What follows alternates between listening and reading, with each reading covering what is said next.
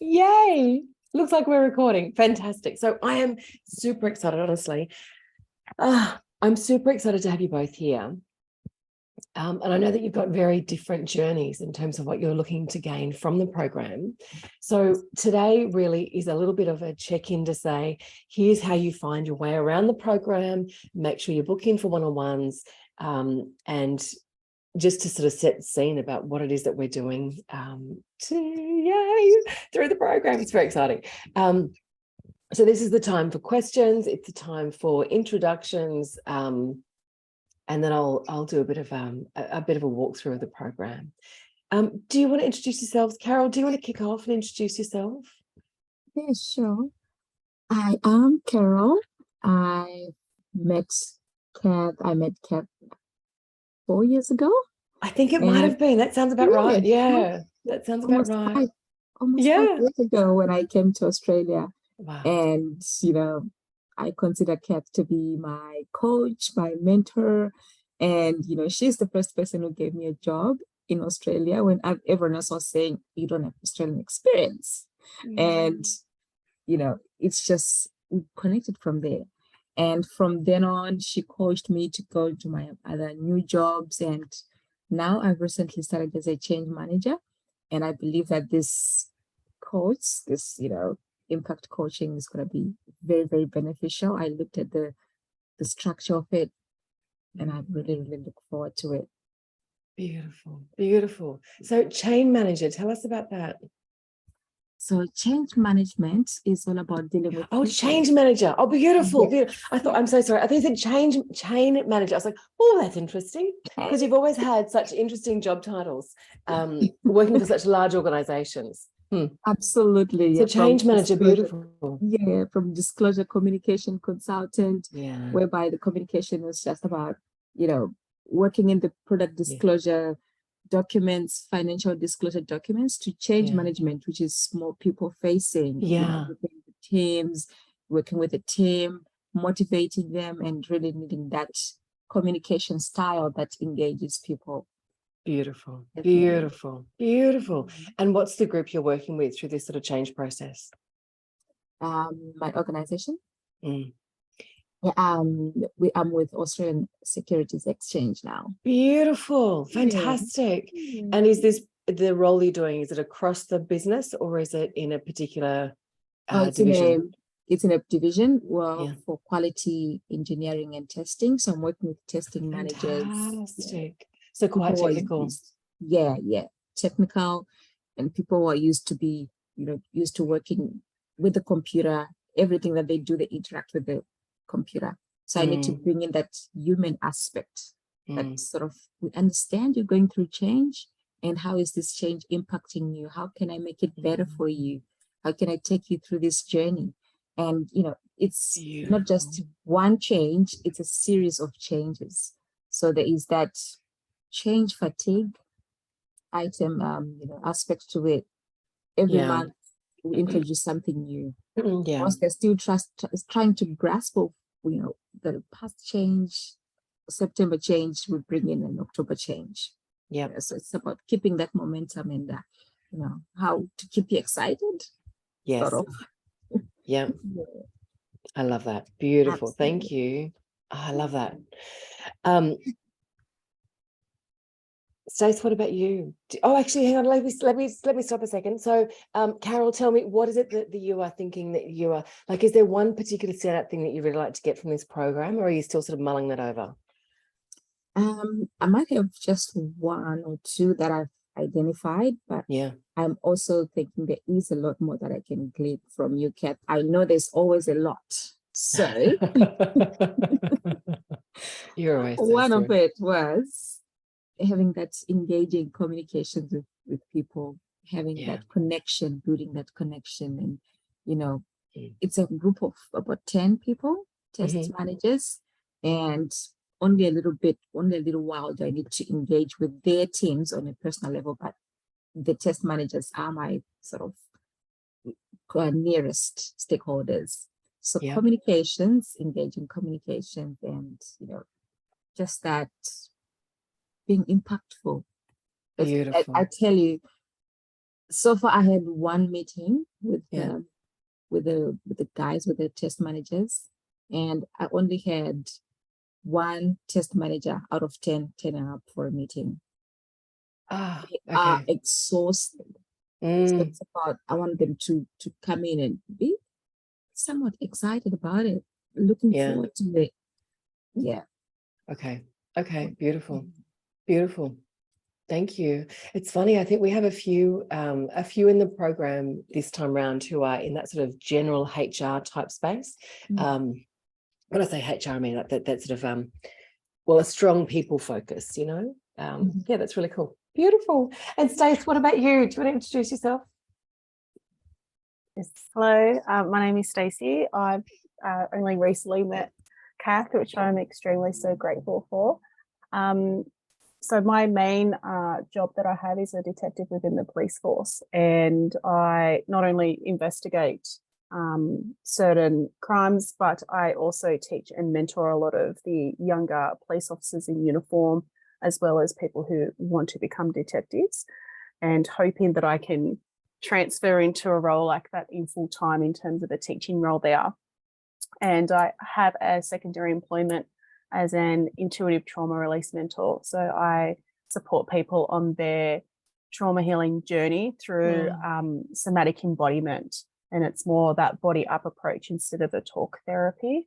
So more in terms of being a somatic practitioner. And so I incorporate in, being breath work, emotional freedom techniques, and different other somatic embodiments to people, allowing them to create that safety within their body, so then they can release that trauma that could be stuck within it without actually having to say the story of the trauma, so they don't have to re-traumatize themselves. So they're kind of the two very different, but also very the same, because obviously being a police officer, I am surrounded by trauma. So it was a really big thing of what got me into it, because police officers were not really taught how to identify people in different states of trauma and how to support their nervous system while also still doing our job. And that's a really big thing that I would like to incorporate in and allow police officers to be aware, because not only will it be aware to help the community, but it actually also can be aware for themselves and their own mental health, because that's also, they're trying to change it, but there's still a lot of work to be done. So, and their own relationships too. yep. Definitely. Oh, that's so powerful. Stace, I don't know, you're connected with Pip, Pip Radio. No. Okay, I'm going to connect you with Pip later, and also with Bianca. Have you met Bianca Stowowski? I'm messing up that name. I know of the name, but Yeah, I haven't met her yet. okay, beautiful. So Bianca does a lot of work in trauma healing. She's an Indigenous wellness trauma practitioner. She works with dogs and horses, so she's an equine assisted therapist as well. So she uses animals to help through that trauma healing process. Amazing. I actually interviewed her. My first podcast was with Bianca. It's it was such a significant shift. Like, I honestly, like, when I played back that recording, it's like, oh my God, how embarrassing. I sound like I'm drunk because I'm like just quiet. She speaks and I'm just like silent for like a full minute afterwards. Just the things that she says are quite, they're really small shifts, but they're dramatic in terms of how we think of and work through trauma. It's beautiful. Anyway, so I'll send you a link to that podcast. Yeah, I think you'd find it useful. And Pip used to work. So Pip is an ex-police officer as well. She's in the Sutherland Shire. She does a lot with the local community in the Shire. But the reason that I think it'd be worthwhile you connecting with Pip is because she, so her primary focus is actually on domestic violence. So her focus within the police force just before she left was within the DV space. And she does a lot of work with educating people, and particularly she's got a really beautiful, in fact, I've got to release I did a podcast recording with her as well. So another one of those moments of, oh my God, I love that you're doing things a bit differently here. Yeah, anyway, I'll send you both those links when the second one's up. I'll send you that link. But would be great for you to connect with both of them. They're both in the Osmum community as well. Okay, awesome. Thank you. Yeah, no worries. Oh my goodness, how exciting. Okay, so I guess what I would love to do this morning is there's a couple of things I want to do. So one is do you both have pen and paper handy? Yeah. Perfect, amazing. Okay. For the purpose of today, given that we're in the first session, I don't want to sort of walk you through and say, okay, can you access this bit here? Because I know that different people have different levels of access at the moment. Given the first week, we're still sort of sorting through some access. So I just want to walk you through with pen and paper. And hopefully I've got what I think I have in front of me. Yeah, it's still here. Fantastic. That's always a win when the piece of paper you put down is still where you think it is. Yay. Okay, so I guess the first thing that I want to talk to you about is that all of us are kind of looking for this same one thing. We're all completely unique. We have different circumstances, but all of us are looking to have these three parts of our life in sync, and that's health, career, whatever that looks like for you, and relationships. Health, career, and relationships. And when those three things are humming, then we feel in balance. So when I talk about that balance, getting your balance right, we're talking about that work-life bliss mix. And it comes from having these three key ingredients humming at the same time. So what you'll find is that when we kick off the program, and you'll find that this, I'll walk you through this particular model. It's a wheel of life, and it's your wheel of life, the wheel of your life. So it's a tool that I use, but it's a wheel of your life.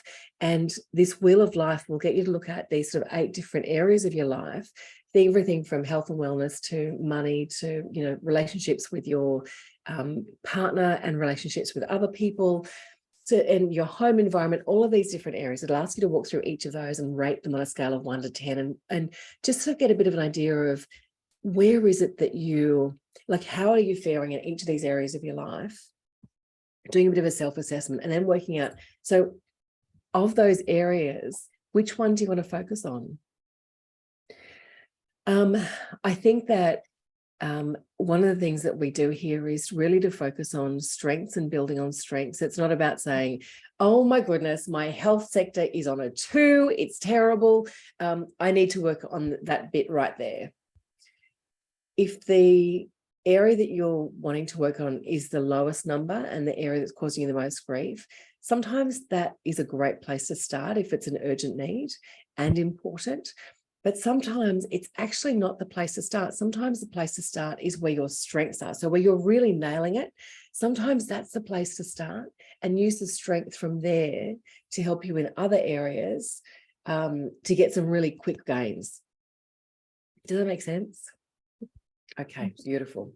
So we'll go through that, and you'll find that the wheel of life is something that we kind of check in on periodically. So as you go through the program, you'll find that we have these weekly catch-ups where we have some homework to look at, and then sort of setting a focus area and setting an intention for the week. And then there's also the resource center, and I'll walk you through the resource center in a few minutes so you can see what that looks like. So the resource center has some extra materials, and that will be part of your homework today, is to get stuck into that and just familiarize yourself and to set a goal for the week. But both of you, I know, and everyone else who's listening to the recording, will each have a one-on-one this week as well. So that setting the goal for this week will happen in the one-on-one as well. Okay. Okay. So those 3 key areas of health and wellness, relationships, and career tend to be the 3 key areas that people need to have in balance. So, you know, I've for a long time I was kind of surprised that even though, so Carol, I know working with people who have a like a technical focus, and Stace, I'm sure that you're going to experience this as well, working with the police force. Often people have quite a black and white focus around their goals. You know, you don't tend to get a lot of fluffy goals mentioned when you're working people who have a strong technical focus. And yet, when you sit down after this coaching process and you say, okay, what is it you want to work on? Honestly, 9.5 times out of 10, relationships are always there, because that's how we do our job. And yet the wellness is always a factor. It's always a really strong focus, because if you don't have that, you can't actually function to do the rest of your focus. The rest of it is the rest of what it is you want to do. So these three things we're going to be working on throughout. So having said that, you kind of need to choose. So you can have anything, right? Like no matter what it is that you set your mind to. In all my years of coaching, and I've been coaching for about 20 years, in all my years of coaching, there has only ever been one person who I had to say to them delicately, constructively, the goal that you want is completely unachievable. Only one person in 20 years of coaching. And even then it was like, I can tell you exactly what the goal was. This person wanted to be a communication specialist, and there was such an enormous disparity between the job that she wanted to have and where her communication skills were at. It was like, this is actually going to be quite a long path for you. Do you really want that path? Or do you need to look at a path that's more aligned to where you really want to be? You know, like it was a process of untangling what she wanted about that end goal and finding an end goal that was actually more aligned to her beautiful strengths, because her strengths weren't in that path that she was chasing. Her strengths were a little bit to the left of that. Anyway, God, that was a deviation, sorry. But for the most part, like whatever it is that you're chasing, you can have that. You can absolutely have that, but you can't have 5 things at once. You need to choose. You need to choose. And so the first part of the program, so the resource center, the first part of the resource center is really about understanding what is your identity, what are your core drivers, what are the things that are going to make you tick. There are clues in your past history that will show you what works for you and what doesn't work for you. So you'll find all those kind of activities. You'll really start. So this first module, the identity module, is all about understanding what makes you tick. So it's a lot of kind of introspection. Okay, so that first piece. So I guess if we look at the program in sort of the resource center in 2 pieces, the first part is about understanding yourself and what makes you tick, how you want to be known, how you're going to show up, and how to get that message across, how to craft your bio so that it describes what you want to be known for and not just the reputation that you may have outgrown. And the reason that's so important, especially for women, is because of something called conscious competence. Let me just see if I can just magically whip this up in front of me. Let's hope. Okay. Do you know, there are times that my screen has nothing on it, and then there are other times that my screen is just a bit of a mess. Oh, here we go. No, I can show you just the one image. That's good. There's a whole lot of icons on my screen at the moment. So can you see that the conscious competence model just there? Beautiful. Thank you. So the conscious competence model, what this is about is, it's about saying that there are skills that we have, and this applies for our blockers as well. So there are skills that we have. There are skills that we have that we're aware of, that we have to think about to use. And then there are skills that we have that are so ingrained within us. We do them so often, we've done them so many times that we don't have to think about it. Think about driving. So a lot of our driving skills sit in the unconscious competence. You know, things like, I don't have to think about looking twice before I cross the road. It just happens. I do that as part of that. That's how my brain is now wired. There are skills that I have that sit in that unconscious space. To give you another example, cookies. I used to, so my grandmother, my nana, taught me to bake rock cakes when I was about 8 or 9. And I have baked so many rock cakes. Like I've baked literally thousands and thousands of rock cakes. When my kids were little, I couldn't stand Play-Doh. I'm a little bit OCD. I couldn't stand Play-Doh. Like we had cream wool carpet. And so my thing with the kids for those fine motor skills was baking instead. So we used to bake rock cakes. And I didn't want them in the house because then I'd eat them. So every time we see anyone, I would take a new batch of rock cakes. And rock cakes, you need to eat them like on the day, they are to die for. The next day, they're not so fun. They kind of need that fluffiness of freshly baked. So we would literally bake, like I would easily bake 200 rock cakes a week. You know, you'd see the doctor, you take rock cakes. You see the community nurse, you take rock cakes. You'd see playgroup, you take 2 batches of rock cakes. Heaps of rock cakes. So for me to bake rock cakes, honestly, I could rock up at your place in an hour and just bake some rock cakes with what you've got in the pantry. Like you've probably got flour, you've got sugar and eggs and milk and probably some sultanas.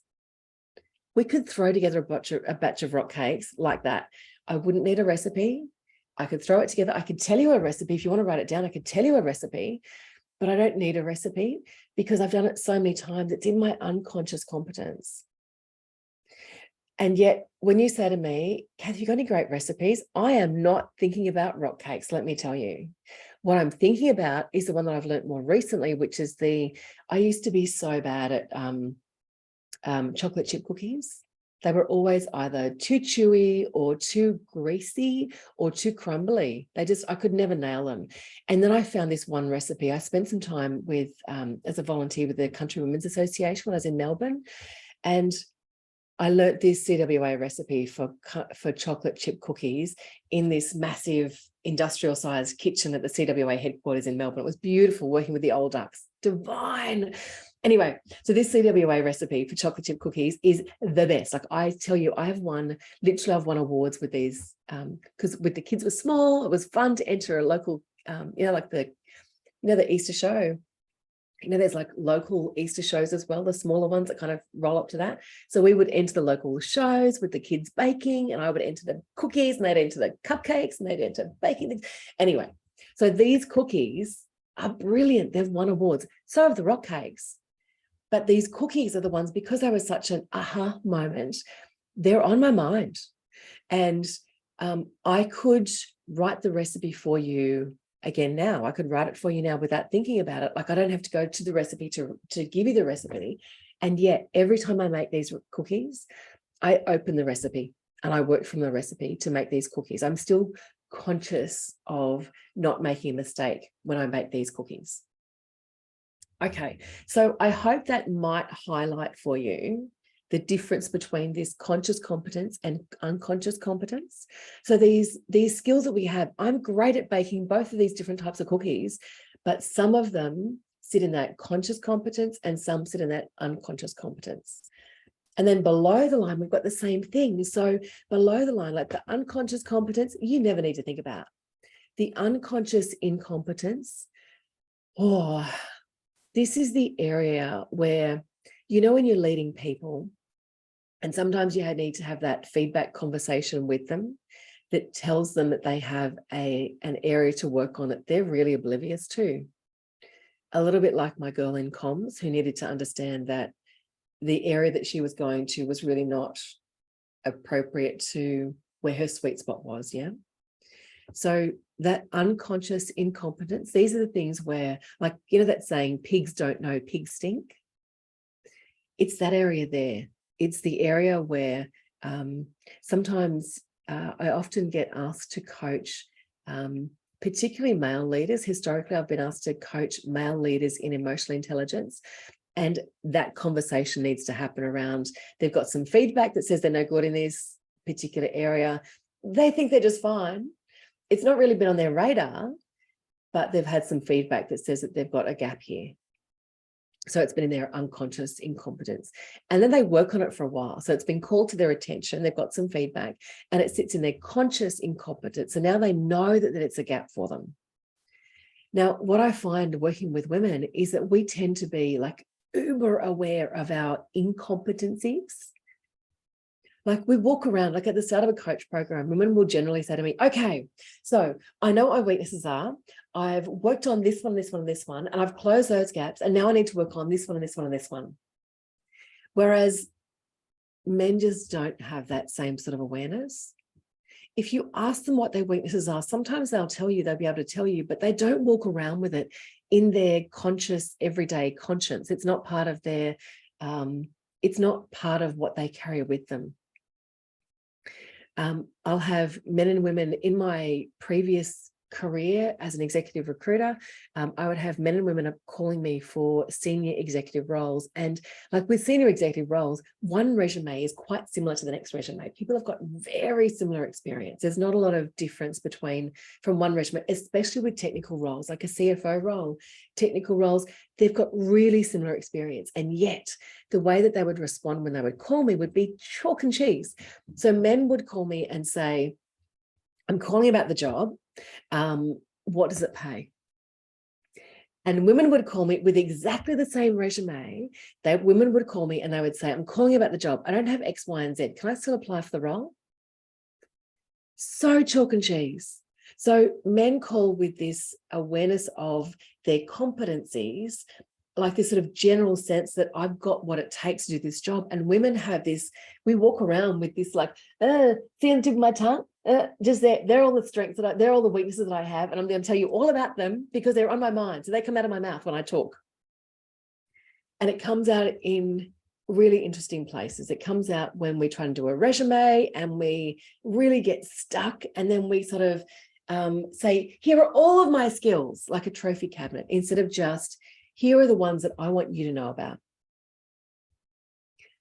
And if I'm talking with you about all of my skills, and I don't mean like just in a resume, but in an everyday conversation, if I'm talking with someone who's an influencer who can impact my next move, if I'm talking about all of my skills, it's baffling. And I'm likely to be given opportunities that sit back where my skills were created, not where I'm moving to. So this first piece of that resource center about understanding what it is that you want to be known for, understanding what really drives you is super critical, because the second half of the resource center is about the message that you take to the world. It's all about communication, like it's about emotionally intelligent communication. And there is a sort of vast resource center there on leadership tools, whether that's stakeholder leadership or whether that's team leadership. But unless you get this first message right about what the message is that you want to take out to the world, the message that you tell yourself is more important than the message you tell others. Okay, I feel like that's a bit of a rant. Everyone okay? Okay, good. Absolutely. Yeah. Okay, good. Okay, so that's the conscious competence. Now, let me see. Okay, now let's switch to a piece of paper that I would love you to use, a tool that I'd love you to use. I'm just going to grab a darker textile. Okay. In fact, I might even grab a bigger piece of paper. Here we go. Okay, so if you've got your sheet of paper, ideally, if you want to hold it sort of vertically. So the first thing you're going to do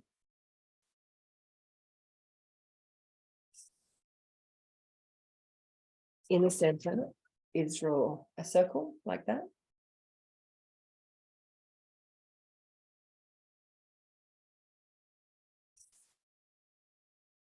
So as we work through this program, you're going to find that there are a bunch of strategies for things that you can do differently, whether that's mindset shifts, whether it's about, communication strategies, emotional intelligence, increasing your emotional intelligence.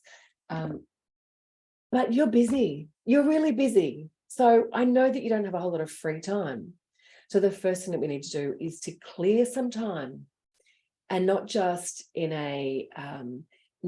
kind of a one-off session, but on an everyday basis. And so this is a tool that I use on a daily basis to make sure that I am clearing time. There are some other tools that you'll find in the mindset module around getting rid of those hidden time wasters and clearing space. But this is a tool that I use every day that I really want to share with you, because it helps you to define that one thing that's most important. So that one thing, women are very good at multitasking, and sometimes that means that and sometimes we can be a little bit hesitant to say no. We'll work through all of that. But in order to, the science tells us that, we are most effective when we focus on one thing at a time. And so this tool is really good at helping you to work out what are the most important, most urgent things you need to focus on, so that you've got space for what is most important to you. Do you ever have days where you work through the whole day and you kind of go, I was really busy, I'm sure I was super productive, but it doesn't feel very meaningful? Yeah, great. Okay, so this tool is going to help you big time, big time. All right, so you've got the circle in the middle. Then I'd like you to draw a vertical line. Let me pull the camera back. There you go. So a vertical line down the center.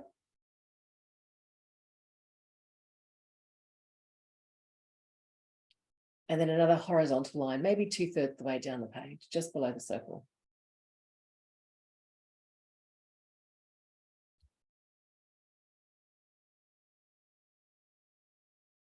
Okay, beautiful. So in that circle in the middle, you're going to write, oh, maybe this pink isn't quite dark enough. Let's see. I don't think, can you read that okay? It says one thing. One thing. What's the one thing that you're chasing right now? The one thing. Now, this is, like I said, with the wheel of life, you know, it's my tool, but it's your life. It needs to work for you. So with this tool, adapt it how it works for you. So I use this tool differently in different contexts. So I use this tool on a daily basis. It's like, what's the one thing that I need to get done today that is going to make today, that's going to make me feel good at the end of today? And sometimes the one thing I need to do today is actually not about, it's not about a PowerPoint presentation, creating a PowerPoint presentation, it's not even about a meeting. Sometimes the one thing that will make today great is actually making sure that I drink enough water and take enough steps. So what's the one thing that will make today great? So I do this on a daily basis, this tool, but I also use this tool on a weekly basis. And when I use it on a weekly basis, this one thing is, what is that one goal that I'm chasing? Because that one goal that I'm chasing needs to be front and center in order for the rest of it to work. So the one thing that you're chasing. All right, I'm going to use a black text on top here. So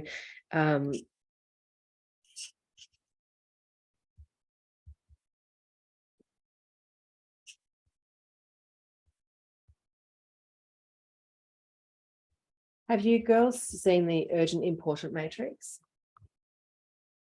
You seen the urgent important matrix? No? Okay. So the urgent important matrix basically says that there are things that we do that are urgent and things that are not, and there are things that we do that are important and things that are not. What you're doing now is adapting that matrix into this sheet. So in the top left, you're going to write the word urgent.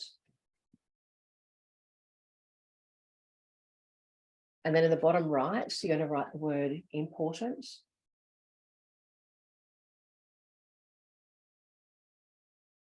Then top right, you've got urgent, important.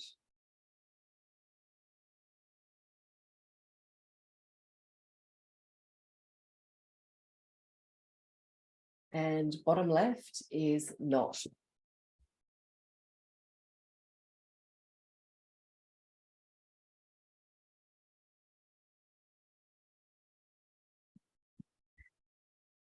So the purpose behind this is that I find that high-performing women often have a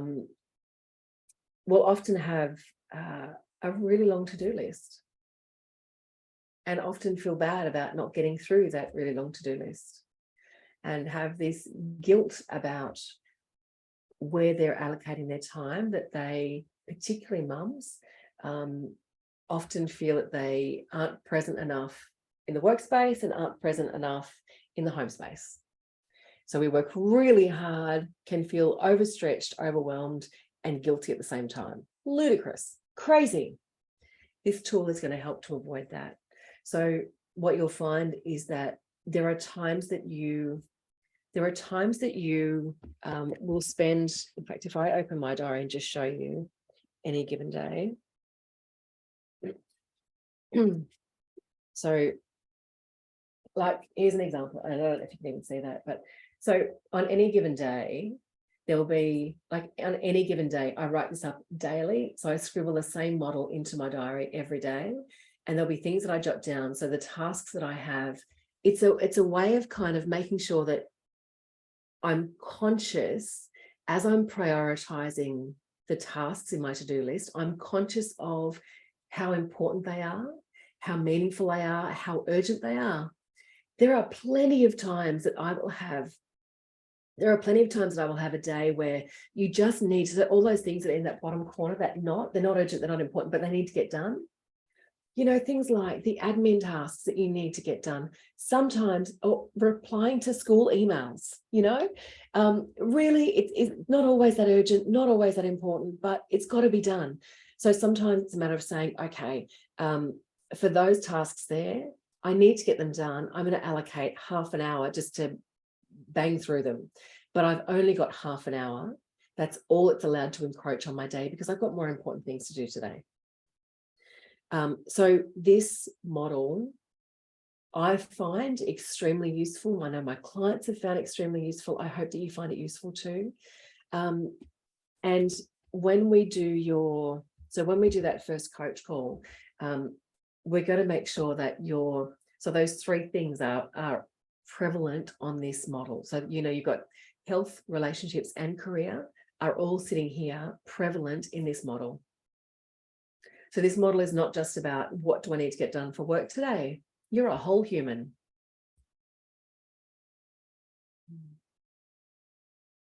Okay, I hope that's useful. Beautiful. Okay. Absolutely. Yeah. Yeah. Sometimes you forget to take care of yourself. Yes. Drinking water, take walks. Yeah. It's nice. That's right. Absolutely. So true. So true. So true. And when we're leading teams, there's a lot of angst in leaders who I speak with at the moment. There's a lot of angst about how do I make sure that my team is resilient? Mm-hmm. The first way to go about it is to make sure that you're resilient yourself, that you're taking self-care strategies seriously for yourself. In the first module, you'll hear me talk with some focus, some emphasis about the reluctance of high-performing people to do self-care, because we have so many other things we need to get done. There are other priorities, and especially when you have a big heart or you're in a profession that cares for people, often other people's needs are so more important.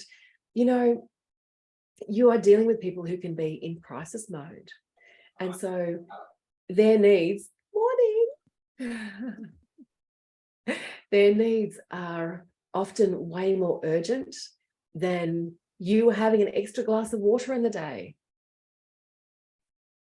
So anyway, so I hope you enjoy that module. Let me really quickly now, we've just passed time. We started a few minutes late. So let me just really quickly show you around impact. So where am I? You're not seeing that screen yet, are you? So I'm screen sharing, but I need to share it. Here we go, new share. That's it. Yay. This one. So this is what it will look like.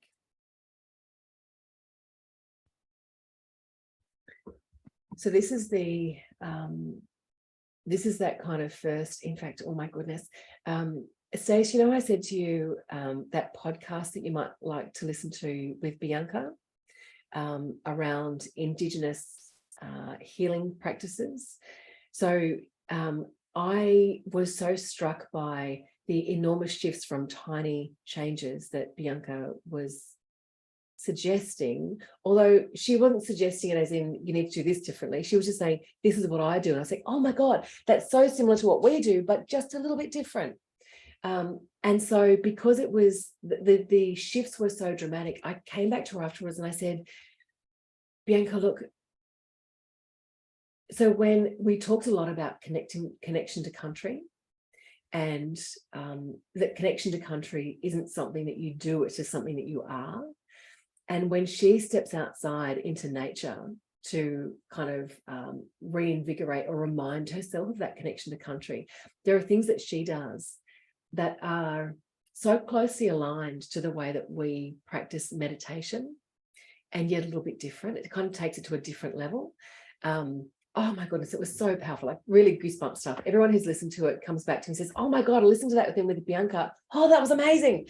Anyway, so I went back to her and I said, I've got this, if I do this meditation script, can I send it to you? And will you help me just to rework it? I'm going to rework it based on what you've said in our conversation, but can you just read over it for me? And so we did this collaboration with this 3 breaths in nature meditation that you can see here. It's beautiful. It is beautiful.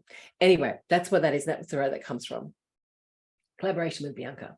So then you've got each module. So identity, there'll be different people will take different things from the resource center, and that's by design. I don't think because like there'll be sometimes, you know, you might not be in a headspace right now where you need a resume.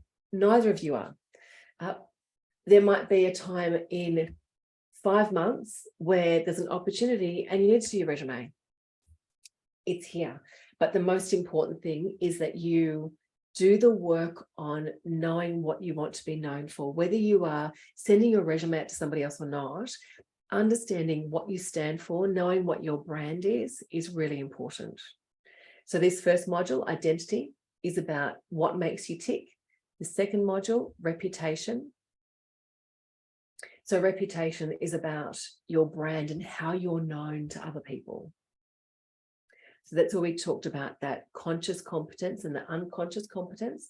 Do people know you for the things that you are okay to do, but you've got to think about it so you don't actually present those skills with great confidence. You're competent, but you're not convincing yourself, so you're not convincing others, you know?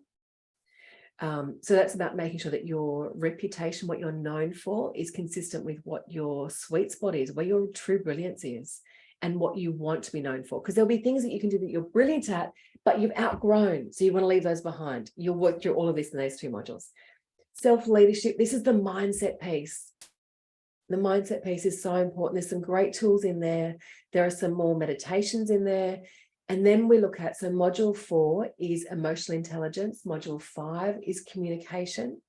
And then module 6 is inclusive leadership. That's about adapting your style to meet people where they're at.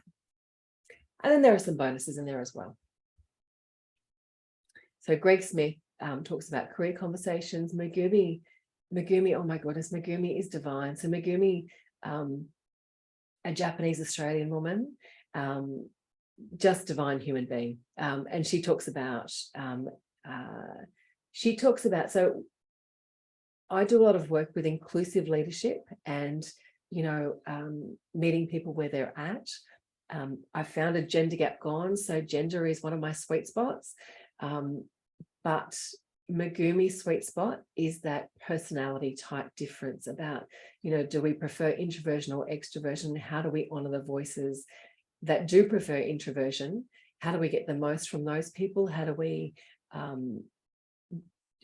do the best for those people as well? So that's just honestly such a powerful session. Okay. So that's kind of the tour. I might cut that off there in terms of our chat today. And each of you have one-on-ones as well. Now let me I'm going to hit stop share and pause the recording.